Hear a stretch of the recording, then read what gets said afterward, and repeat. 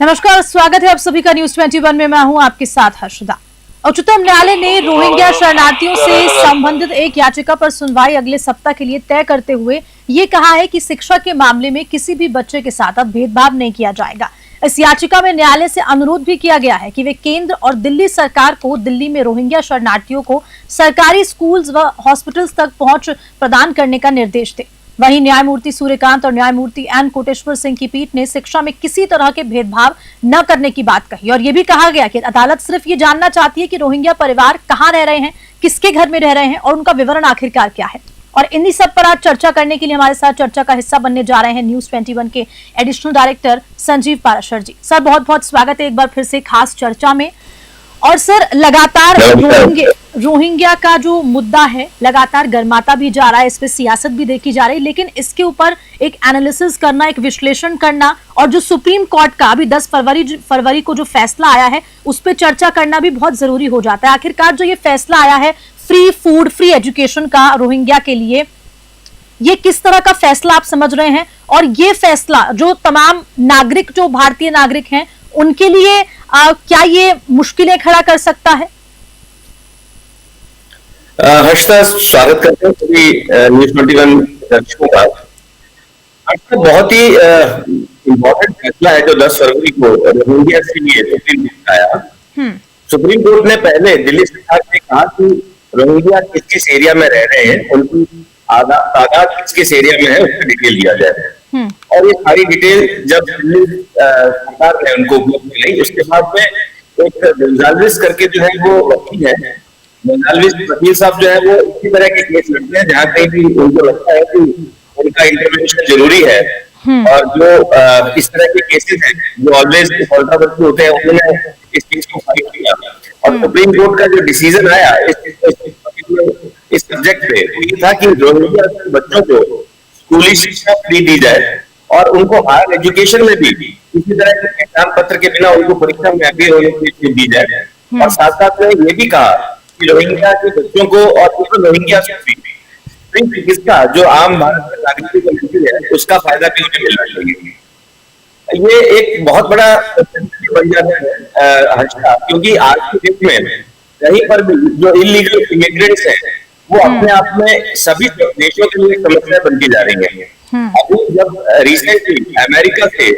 हमारे जो भारतीय जो इलीगल इमिग्रेंट उनके 3 जहाज आए, बच्चे आए, तो सब लोगों ने उनके आने पर जो है वो इतना ज्यादा नाराजगी नहीं दिख बताई, क्योंकि सबको पता है कि इलीगल गए थे और इलीगल जो है वो कभी भी कोई भी देश एक्सेप्ट नहीं करता। और यही एक जो है वो कारण है कि उनको हस्तक्षेप करने के भेजा गया। इसमें कोई भी देश का अगर कानून है कि उनको हस्तक्षेप करा करके इमिग्रेंट्स को रवाना किया जाएगा, वो उनका देश की कानून है और भारत के विदेश मंत्री ने संसद में कहा कि उनका कानून है। लेकिन यहाँ पर उल्टा हो रहा है। जो रोहिंग्या तो इलीगल इमिग्रेंट भी नहीं है, वो इस तरह के लोग हैं। बेसिकली रोहिंग्या क्या है, पहले मैं दर्शकों से बताना चाहूंगा कि रोहिंग्या कानून में बहुत कि रोहिंग्या है क्या।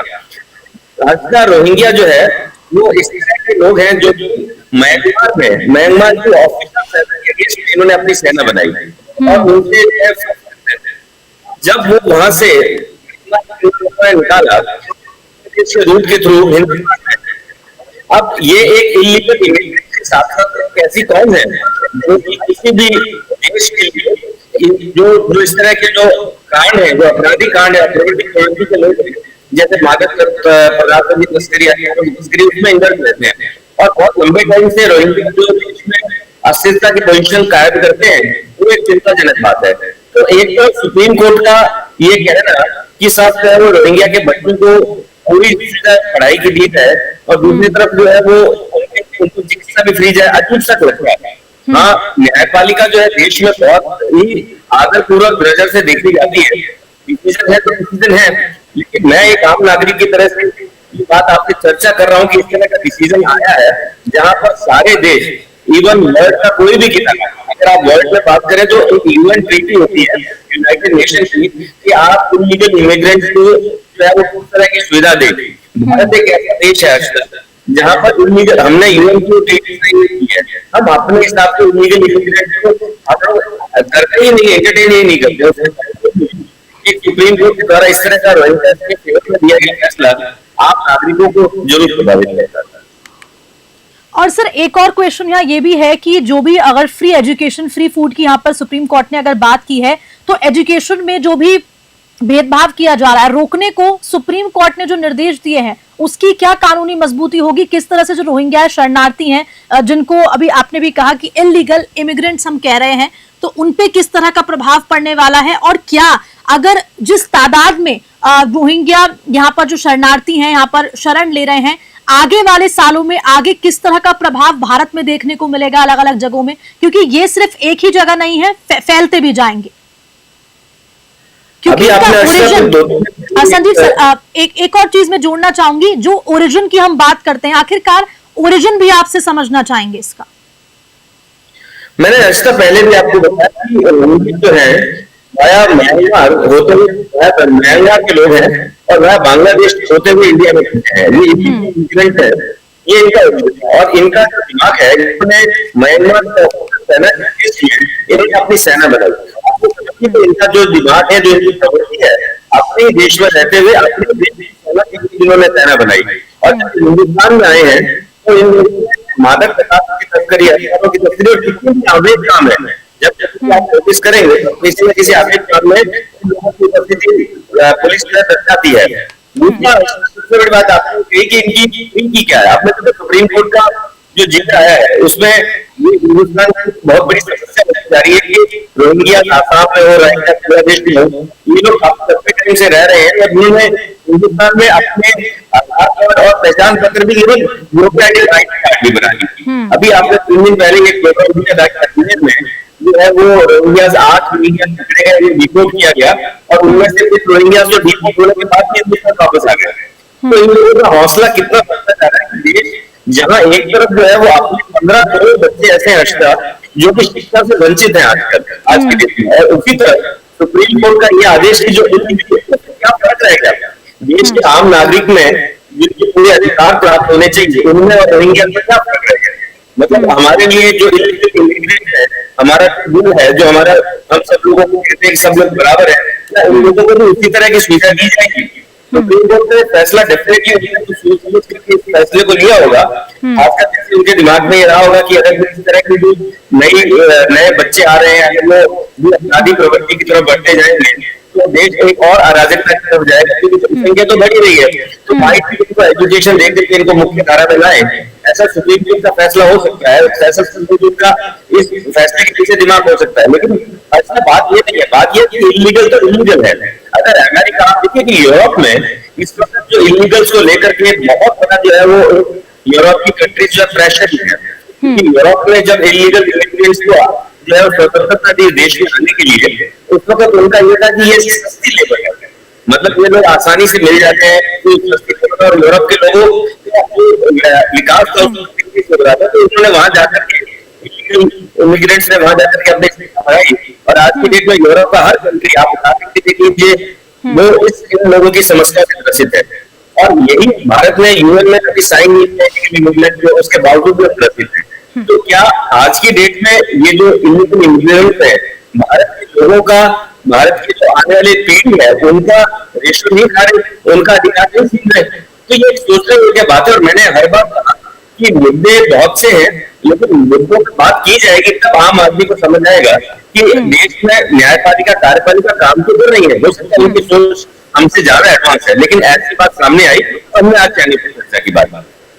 और सर एक और, मैं अभी कुछ टाइम पहले एक आर्टिकल भी पढ़ रही थी जिसके अंदर ये कहा गया था कि जो त्रिपुरा पुलिस है वहां का जो प्रशासन है उनका ये कहना है कि बांग्लादेश से हर महीने यानी कि एवरी मंथ 200 रोहिंग्या यहाँ आ रहे हैं और अलग अलग राज्यों में बसते जा रहे हैं। अब ये किस तरह अगले अलग अलग राज्यों की, चाहे वो हम आर्थिक स्थिति की बात करते हैं, क्योंकि अगर सुप्रीम कोर्ट ने ये फैसला लिया है, ये ऐलान किया है कि फ्री एजुकेशन फ्री फूड का, तो यहाँ पर भी तो हम जो इंडियंस हैं, तमाम जो सिटीजन्स हैं, तमाम जो बच्चे हैं वो जैसे आपने भी कहा कि शिक्षा से वंचित हैं, और अगर वहां पर हम फ्री एजुकेशन फ्री फूड करेंगे इलीगल इमिग्रेंट्स को तो किस तरह की स्थिति पे ये प्रभाव डालेगा? सबसे बड़ा सवाल तो ये है। भाषा बिल्कुल सही है आपका सवाल। बिल्कुल सोचने की बात यह कि सबसे पहले तो हम लोग रोक कैसे हैं, हमारी सरकार है में क्या काम कर रही है। आपने कहा त्रिपुरा जो लोग रोज आ रहे हैं, क्या ये संयुक्त रूप से आ रहे हैं? सेंट्रल गवर्नमेंट जब स्टेट की बात होती है तो स्टेट कहते हैं साहब जो है वो बॉर्डर सिक्योरिटी वो क्यों नहीं रोकती है? डेफिनेटली अगर ये स्टेट का और सेंटर का मिलकर के काम होगा तो इसका आना रुकेगा। और ये एक ऐसी समस्या बन चुकी है कि जब वो लोग किसी भी वेस्ट आते हैं हिंदुस्तान में, उसके बाद में हमारे बहुत सी सरकारें उनके लिए सॉफ्ट नीति रखती है। मैंने अभी भी जैसे आपको एक किया जो सुप्रीम कोर्ट इस तरह के जो कंट्रोवर्सी केसेस है उनको फाइट करते हैं, मिस्टर गुलजार, अभी अगर आप इनको देखें तो इनके पास जो फंड आता है, इनके पास जो पैसा आता है, कई ऐसी एजेंसी के थ्रू से आता है जो कि हिंदुस्तान के देश के विघटन के कामों में लगी हुई है और ये प्रूव भी है। लेकिन वकील साहब है और ये केस करते हैं, सुप्रीम कोर्ट कभी ना कभी इस तरह के डिसीजन देता है। जब तो मैंने पहले भी कई प्रोग्राम्स में कहा कि न्यायपालिका का डिसीजन हमारे सर आंखों पर होता है और हम लोग उसको मानते हैं, लेकिन ये एक मुद्दा जरूर है जिस पर बात कर रहे हैं। और सर एक और यहाँ पॉइंट ये भी है कि जिस तरह से टैम त्रिपुरा की बात करें, अलग अलग स्टेट्स की बात करें, नेशनल इन्वेस्टिगेशन एजेंसी अगर इस पूरे की जांच कर रही है तो तमाम जो उनके एक्सपर्ट्स हैं वो भी ये कहते हैं कि जो तमाम घुसपैठी हैं जो ये इलीगल तरीके से एंटर कर रहे हैं इंडिया के अंदर, भारत के अंदर, ये पहले से ट्रेंड भी किए जाते हैं ताकि जो हिंदी एक्सेंट जो इंडियन लैंग्वेज है उसके जरिए ताकि किसी को भी शक ना हो। हर्षदा, सबसे पहली बात तो आपने जैसे ये कहा कि ये ट्रेंड किए जाते हैं क्योंकि ये जो कुछ एरिया है बांग्लादेश के आसपास का, यहाँ की भाषा हमारे से मिलती जुलती है। अगर वो बांग्ला बोलते हैं और जब भी दूसरे कंट्री में आ जाते हैं तो ये इस तरह के कामों को पिक करते हैं जिस कामों में हमारा वर्चुअल नहीं होता। सफाई का काम है या कचरा उठाने का काम है या एक ठेकेदार के थ्रू जब काम करते हैं तो हमें पता नहीं लगता कि ये इस लैंग्वेज को बोल रहे हैं। हम आम आदमी को तो यही लगता है कि आम इंडियन नागरिक है जो काम कर रहे हैं, लेकिन इस तरह से जब ये लोग हिंदी ना बोले लेकिन हिंदुस्तान में हर आदमी अपनी लैंग्वेज बोलता है तो हमें भी ऐसा पता नहीं लगता है कि पूरा बोल रहा है या बंगाली बोल रहा है, तो ये इसी घुल मिल जाते हैं सब लोगों में। और यही कारण है कि इनको आइडेंटिफिकेशन करना बहुत मुश्किल होता है। और जब चुनाव आते हैं जहाँ इनकी झुग्गी झोपड़ी है, जहाँ इकट्ठे होकर के रहते हैं, तो पॉलिटिकल पार्टियां जो है वो इकट्ठा वोट की तरह से इनको यूज करती है क्योंकि इनको रहते हुए 10-10 साल से ऊपर हो गए हैं। तो इन्होंने कहीं ना कहीं अपने किसी प्रभाव के जरिए या कुछ ऐसे लोग भी हैं जो किसी छोटे लालच में आकर के इनको कार्ड दे देते हैं और इससे आगे से आगे ये लोग जो है वो अपनी कार्ड रजिस्ट्री करके निर्वाचन पहुंच जाते हैं, आधार कार्ड कर बनवा लेते हैं। तो language is not a barrier because language उनको हमारे जैसी लगती है और संरचना और इनका रहन सहन का तरीका भी हमारे जैसा ही है। लेकिन इलीगल का मतलब यह है कि जो देश में आने वाले समय में जो जितने मादक पदार्थों की तस्करी, हथियारों की तस्करी जो आम लोग करते हुए घबराते हैं क्योंकि इंडियन नागरिक है, ये लोग धड़ल्ले से करते हैं। और संजीव सर एक और सवाल ये भी है कि क्या इस पूरे फैसले से भारत की जो शरणार्थी नीति है, तमाम तरह की नीतियां हैं, उसमें क्या कुछ बदलाव की संभावना है? और सबसे बड़ा सवाल यहाँ पर यह भी खड़ा होता है कि आखिरकार जब सुप्रीम कोर्ट का ये ऐलान सामने आया है तो गवर्नमेंट किस तरह से अब स्टेप्स लेगी कि किस तरह से फ्री फूड, फ्री एजुकेशन या फिर और रोहिंग्या एंटर ना करें, किस तरह से इस पे रोकथाम लगाई जाए? देखो, जब चुनाव होते हैं, आसाम में चुनाव थे, चाहे अभी जो झारखंड में चुनाव हो, सब ये बनाते हैं कि साहब देश में इमिग्रेंट्स को रोका जाए, लेकिन जैसे चुनाव खत्म हो जाते हैं मुझे दोषी हो जाते हैं। मतलब आप जब चुनावों का आंकड़ा देखेंगे तो हर अपना अपना एक चुनता, ये भी मुद्दा है, आपके लोगों ने इसको मुद्दा बनाया, लेकिन मुझे आश्चर्य होता है कि जैसे चुनाव खत्म होते हैं ये ठंडे बस्ते में चले जाते। क्यों? क्योंकि एक तरफ मैं भी आपको दूसरे का जिक्र करूंगा कि थोड़े दिन पहले ही सुप्रीम कोर्ट का एक डिसीजन और था कि फ्री बीज जो है वो आदमी को निकलना बनाते हैं। हमारे आदरणीय साहब ने कहा कि फ्री बीज की जो चल रहे हैं उसकी वजह से वो काम करते थे, जेल चुराते थे, खाना पीना सब नहीं मिल रहा है। तो एक तरफ जो है वो हमारी जनरेशन फ्री बीज की वजह से खराब हो रही है, दूसरा और जनरेशन रोहिंग्या जो काम करने के हिसाब से पैसा कमाते हैं उनको भी हम फ्री बीज देना शुरू कर दें तो हम लोग और जनरेशन को खराब करने के साथ साथ उनको भी हमारे ऊपर निकम्मा करके दिखा देंगे। तो जो छोटे छोटे काम, जैसे मैंने कहा कि छोटे छोटे काम करते हैं, सफाई के काम में इनको भी सब मिलने लग जाएंगी, तो ये जो फ्री बीज है उनको ये काम, तो ये एक और हमारे ऊपर जो है वो हेडेक है। सुप्रीम कोर्ट का फैसला था, सुप्रीम कोर्ट ने कहा कि फ्री बीज बंद होना चाहिए, पॉलिटिकल पार्टीज का और निर्वाचन आयोग का एक बहुत बड़ा डिसीजन होना चाहिए आने वाले समय में, क्योंकि समस्या तो है, मुद्दा तो है, इसको कैसे निपटा जाए कैसे ना निकल जाए ये गवर्नमेंट के हाथ में। लेकिन मैं जरूर कहूंगा, जब जब इलेक्शन आते हैं ये मुद्दा बनता है, दिल्ली में भी बना, असम में भी बना और झारखंड में भी बना, लेकिन उसके बाद ये कम हो जाता है। और जैसे आपने कहा है ना, ये भारत की हर जो एजेंसीज है इनके रखती है, लेकिन राज्य सरकारों का भी पहला काम है कि चले इस तरह के पैटर्न, इस तरह का जो पहलू है पॉलिटिकली जो इश्यूज में ना जाए, इनको स्टॉप करें कम से कम, ताकि उस राज्य के दूसरे राज्यों को फैल करके एक अराजक तत्वों को बढ़ावा ना मिले। और सर अगर हम आंकड़ों की अगर हम बात करते हैं, स्टैटिस्टिक्स से अगर हम बात करते हैं, तो यहाँ पर एक मेरे पास चार्ट भी, इसके अंदर इंडिया के अंदर 40,000 आबादी बताई जा रही है रोहिंग्या की। आखिरकार जो ये नंबर है, ये आंकड़ा है, इसको अब गवर्नमेंट किस तरह रोक पाएगी? और साथ ही साथ क्या ये जो आप मानव तस्करी की भी बात कर रहे थे, क्राइम्स की भी बात कर रहे थे, उन पे किस तरह रोकथाम लग पाएगी? क्योंकि कई ऐसे हाँ, जो आपने 40,000 का कोई आंकड़ा मुझे ऐसा लगता है ये उसी तरह के आंकड़े हैं जिस तरह हम लोग ये कहेंगे कि आंकड़ा ही है, क्योंकि इस हिसाब से अगर 200 लोग रोज आ रहे हैं और लगातार पिछले कई सालों से चल रहा है, तो कितनी जगह तो फैल रहे हैं। ये वही बात है कि अमेरिका से सिर्फ 3,000 करीब 350 लोगों को, 400 लोगों को हिंदुस्तान आए हैं, लेकिन इलीगल इमिग्रेंट्स अभी भी अमेरिका में बैठे हैं, क्योंकि आने वाले समय में इंतजार करते हैं कि हमारे पास अमेरिका कुछ ना करे, क्योंकि हमारे पास इस तरह की बात है कि हिंदुस्तान में 40,000 का आंकड़ा आपको नजर आ रहा है, ये शायद शहरी में है, क्योंकि असम के मुख्यमंत्री हेमंत शर्मा ने कहा था कि करीब जो है वो करोड़ों में है ये संख्या। तो इन लोगों को आप हजारों में मत लीजिए, ये करोड़ों तक पहुंच रही है, और अगर आने वाले टाइम में इनको हम लोग रोक नहीं पाएंगे, देश के लिए बहुत बड़ी समस्या हो जाएगी, देश की सुरक्षा के लिए, और देश की जो है वो राजनीतिक पार्टियां जो फायदा है इनको भी इसको रोकना चाहिए। ठीक है, बहुत बहुत शुक्रिया सर आज का खास चर्चा का हिस्सा बनने के लिए, और बहुत ही महत्वपूर्ण मुद्दे पे आज चर्चा करने के लिए, क्योंकि जिस तरह से सुप्रीम कोर्ट का ये फैसला आया अहम भी है, और साथ साथ अब किस तरह की